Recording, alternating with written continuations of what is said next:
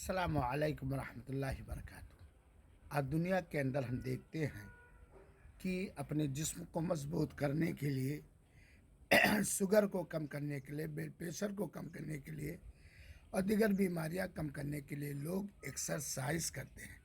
صبح و شام چلتے ہیں۔ یہ بہترین چیز ہے، صحت کی حفاظت کرنی چاہیے، لیکن اس سے بڑھ کر کیا ہم ان چیزوں کی بھی ایکسرسائز اور ورزش کرتے ہیں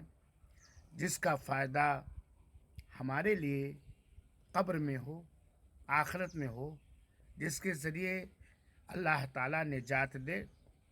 جہنم سے، جس سے اللہ راضی ہو کر جنت دے۔